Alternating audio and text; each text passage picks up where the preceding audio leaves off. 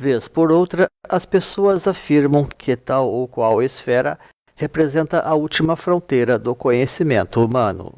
Certamente, existem esferas de grande desafio para a ciência, como o espaço e a própria mente. E é algo na linha desta última que afirmamos que o espírito, sim, é que representa o grande e supremo desafio da humanidade, capaz, inclusive, de abarcar todas as outras coisas, como as próprias ciências modernas, vez por outras, insinuam em função de alguma nova investigação. Neste trabalho, trataremos da evolução do universo interior de uma forma progressiva, desde o microcosmo ao macrocosmo, passando naturalmente pelas realidades do mesocosmo social. Depois da nossa vinheta. Deixe o seu like, inscreva-se, ative o sininho e compartilhe. Por muito tempo, a evolução das espécies foi um processo em que a vida evoluiu apenas reagindo aparentemente às condições ambientais existentes. Contudo, quando a evolução tornou-se finalmente consciente de si mesma, no decurso da evolução hominídea e sobretudo na humana, as coisas começaram a modificar drasticamente o seu curso, tornando-se cada vez mais subjetivas ou interior. De repente, a liberdade outorgada pela consciência abria para as espécies evoluídas novas possibilidades e, acima de tudo, lhe trazia grandes desafios, porque o antigo equilíbrio natural poderia ser perigosamente rompido pelas vicissitudes do imaginário. Nisso tudo havia, pois, grande risco e perigo para as coisas, de modo que, entre as primeiras deliberações da nascente sabedoria, surgiu a percepção da importância de manter-se o tão próximo da natureza quanto possível e nela se inspirar. Desde então, começaram, pois, os experimentos e investigações para explorar este novo universo interior, auxiliando a equilibrar as coisas diante das ameaças que o próprio avanço da tecnologia trazia às espécies. Talvez as primeiras revelações tenham acontecido acidentalmente pela ingestão de plantas de teor enteógeno. Contudo, logo estas informações também começaram a ser disciplinadas, tomando corpo na forma de cultos organizados e, mais tarde, também de religiões. Por fim, se apurou a síntese do misticismo técnico ou das yogas, substituindo tanto os riscos das drogas como do fanatismo religioso, abrindo assim as portas para o universo da meditação. Posto isto, aprendemos então que os primeiros passos da senda dependem de uma reformulação dos nossos hábitos e, portanto, do cultivo da autodisciplina. E uma das coisas que cedo assimilamos aqui é que a higiene mental cotidiana é tão importante quanto qualquer outra. E no começo da senda, isto inclui também a higiene física e emocional. O sono sempre ajuda a repousar, a nos revigorar e até a nos renovar. A qualidade do sono é realmente fundamental para todo o resto, e o mundo dos sonhos pode abrir portas por vezes insuspeitas. Porém, a verdadeira evolução somente vem com o esforço na sua direção. E para isso, também buscamos apoio e orientação em escolas idôneas que possam auxiliar neste processo de reeducação. Podemos dizer que essa primeira fase é como a obra em negro da alquimia, voltada para a autopurificação física e simbolizada pela terra ou o plano material, quando a nossa consciência está reformulando a sua base individual. Na prática, todas as disciplinas espirituais atuais tendem para a meditação, ou pelo menos deveriam fazê-lo. O aspirante moderno tende a permanecer algum tempo em escolas introdutórias para depois migrar para as técnicas propriamente meditativas. A meditação, que inclui naturalmente a prática da oração e outros tantos recursos, representa a grande ferramenta consciente ou avançada para explorar este universo interior humano. Na meditação, a pessoa encontra a si mesma, para além das reflexões, buscando diretamente o contato com o ser, ou o afloramento da alma, para ir depois ainda além. Para isto, busca-se a tranquilidade e a pacificação dos sentidos, tanto quanto da própria mente. A contenção das energias habilita o despertar de novas faculdades internas. A pessoa torna-se autoconsciente e refina os seus sentidos. Aprende a manejar a própria percepção de tempo pelo controle da mente e da respiração. Adquire assim um sentido de presença e bem-estar gratuito, aproximando-se então das próprias portas da eternidade. A experimentação com as energias demanda muitas vezes não apenas privacidade, como também liberdade interior. Devemos cultivar um outro padrão de intimidade com o mundo interior, de privacidade com Deus e com as energias da natureza, tal como aquelas que almejamos cultivar conscientemente. Sem falar naqueles momentos nada raro em que percebemos a necessidade de alcançar alguma cura, seja de que natureza for. A palavra cura é coisa muito comum na senda espiritual, porque o homem em evolução compreende que sua condição é a de carência de um estado maior de plenitude interior e de compreensão das coisas. Nesta linha de procura pelo conhecimento interior, também toca a visão esotérica daquilo que seja realmente íntimo. Chakras inferiores são externos e chakras superiores são internos, por assim dizer. Há toda uma jornada a ser feita em direção ao mundo interno, mas a verdadeira interioridade começa realmente no coração, portal e templo da verdadeira experiência interior, capaz de guardar então os mistérios da iniciação superior. Não raro, tudo isto foi buscado nas cavernas ou nos eremitérios mais retirados, ou no próprio recolhimento dos místicos em geral através dos tempos. O aspirante sincero perceberá que aqueles que desejaram levar mais a sério a sua vida espiritual buscaram locais mais isolados de retiros para frequentar e até permanecer por maior tempo, a fim de poder trabalhar melhor as suas próprias energias sem as oscilações que a vida comum termina por impor ao aspirante. Trata-se também da busca pela fraternidade ou da família de coração, quando podemos compartilhar as nossas aspirações com outras pessoas. Com isto, começamos a tratar da esfera coletiva daquilo que seja o mundo interior, o que pode nos remeter tanto à religião, enquanto filosofia grupal, como também às próprias leis da geografia sagrada. No plano da religião, temos os mecanismos de salvação e de expiação do karma coletivo, afastando as sociedades dos predadores de almas, ainda que a própria religião, a miúde, resulte ser manipulada em suas versões menos tradicionais e mais massivas, que, de resto, distorcem mesmo todas as instituições humanas. A religião permite a criação de egrégoras coletivas refinadas que podem facilitar a vida do buscador individual, pela preservação de valores superiores.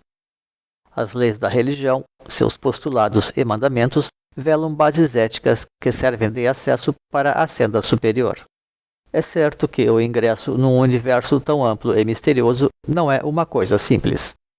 Temos um tempo delimitado para empreender a jornada e os perigos e armadilhas podem ser até muito maiores do que jamais alcançamos suspeitar. O nosso maior inimigo mora de início inclusive dentro de nós mesmos. Por isto, tudo o que for possível fazer para acelerar a nossa rendição interior deve ser tentado. E uma das medidas mais eficazes e tradicionais é buscar aqueles que conhecem a jornada e caminham mais à frente, podendo dar indicações da via e nos servir como referência. Podemos dizer que essa segunda fase é como a obra em branco da alquimia, voltada para a autopurificação psíquica e simbolizada pela lua ou o plano emocional, quando a nossa consciência está renovando a sua base coletiva, o que significa falar também em termos de alma. Pois tudo isso envolve o trabalho da alma e toma naturalmente o seu tempo e dedicação. Outro tanto resulta, porém, das atividades do espírito, quando já entram em ação as forças criativas da mente e da vontade, com objetivos de cura e de iluminação. É no recôndito da alma que nasce a esperança do milagre, pois quando a fruta doce da iluminação é alcançada, então o mundo mesmo se transubstancia e o pecado é redimido, como nos dias prístimos da criação. A produção de resultados positivos nos planos sutis é coisa que demanda realmente, contudo, muita concentração. Daí a importância de ambientes especiais e também do próprio trabalho coletivo visando reunir e agregar forças. Atendendo todas as condições, nesse plano as possibilidades chegam a soar muitas vezes quase infinitas. Não obstante, quanto mais refinadas forem as energias, maior concentração elas também requerirão, ao menos para efeitos de contato ou de geração, já que depois a própria força interior faz o serviço. Por vezes, pode ser necessário de início até mesmo o mais profundo bloqueio de todo e qualquer tipo de estímulo exterior, a fim da pessoa ser capaz de alcançar o máximo de concentração, visando os devidos resultados nos exercícios com o som, a luz e o amor. Muitos sinais são dados ao caminhante para balizar as etapas da senda e testemunhar que ele está avançando. Um dos mais notórios e impactantes é o próprio conhecimento da nossa alma gêmea, que acontece como um prêmio para aquele que tem realizado já muitas conquistas, trazendo ao mesmo tempo novos desafios, a fim de contribuir tudo isto para o buscador poder dar saltos ainda mais ousados e definitivos.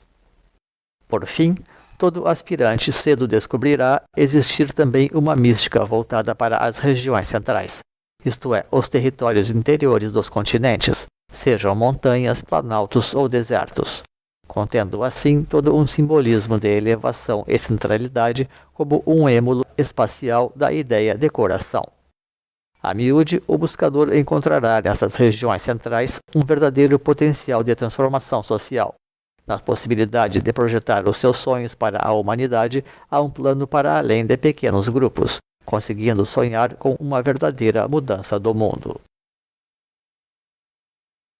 Naturalmente, a jornada para o mundo interno passa pela peregrinação para Shambhala ou para Agartha, quando a pessoa se perde do si mesmo comum para se reencontrar num novo eu desperto para uma consciência que já deseja compartilhar com todos, ou pelo menos com um grupo social consciente da evolução, o que nos remete ao conceito de raça raiz.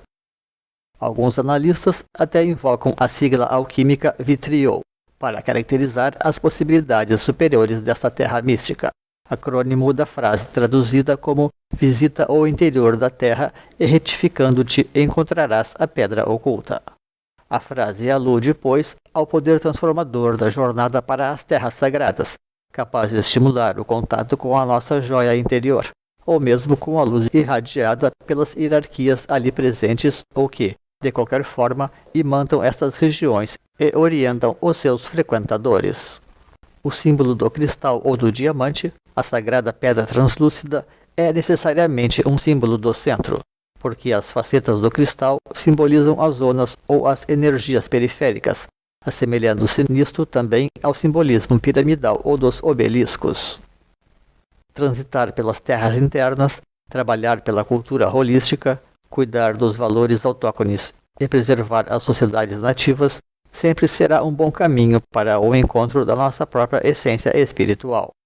Afinal, esta é mesmo a grande jornada da integração, quando o servidor individual se aproxima do coletivo na sua melhor expressão, que é aquela do acolhimento do todo a partir do seu centro natural. Podemos dizer que essa terceira fase é como a obra em vermelho da alquimia, voltada para a autopurificação mental e simbolizada pelo Sol, quando a nossa consciência está organizando a sua base planetária, como um gesto de serviço consciente, responsável e voluntário, a partir de uma irradiação das suas próprias virtudes adquiridas. Ao longo dessa jornada, o pensamento é o nosso grande fio condutor. Costumamos falar de olhar interior, inclusive de mergulho no vazio, que é a fonte de todas as possibilidades, que podemos encontrar melhor no silêncio. Mas, na prática, se trata mesmo de caminhar com equilíbrio, o que não deixa de ser uma outra definição para a magia. E, esotericamente, talvez o grande símbolo disto seja o terceiro olho, cujo chakra está constituído por duas grandes pétalas, sinalizando a liberdade e os desafios da vida entre colunas. O grande portal da nossa interiorização é o chamado terceiro olho, que na verdade olha para dentro e não para fora, podendo ser considerado como o próprio olho da meditação. À medida em que cerramos as portas dos sentidos externos, nós despertamos os nossos sentidos internos, sendo esta terceira visão um dos seus aspectos mais sensíveis e atuantes, com uma importância proporcional ao que o olhar possui na vida comum, tal como atestam muitas filosofias espirituais. E tal como despendemos muita energia através da atenção focada no mundo através da visão exterior, também podemos gerar, reunir e acumular muita energia redirecionando este olhar para dentro através da meditação e práticas afins. Contudo, depois que este treinamento de introspecção é realizado, o iniciado também se habilita a perceber realidades sutis no mundo exterior, como se os dualismos que criam as barreiras entre os mundos fossem desta forma atenuados. Com isto, começamos a transitar pela senda da liberação interior, que tende a confluir também com os contornos finalmente vislumbrados de Shambhala, cujas energias são definidas como axiais, até porque as visões de mundo dos mestres são também centrais, no sentido de serem integradores e harmonizantes. Este é o caminho, a senda tradicional que abençoa o buscador, orientando-o a construir a integridade deste núcleo sagrado. E quando isto for realizado, ou quando ele contatar esta realidade já consolidada, também poderá encontrar a melhor orientação para a sua própria vida e a dos restantes, porque o caminho do centro, que é também o caminho do meio, sempre representou a grande via das sínteses e dos encontros preconizada pela augusta sabedoria das idades. Por isto, essas regiões se tornam muitas vezes centros espirituais para grandes culturas que se expandem e irradiam muito longe, ajudando na harmonização de sociedades que se tornam assim como braços seus mundo afora. E com isto encerramos esta apresentação. Agradecemos então pela sua companhia. Deixaremos nos créditos links para vídeos, livros e blogs que possam enriquecer os conhecimentos sobre os assuntos desta apresentação. Um grande abraço e até uma outra oportunidade neste canal. Pax.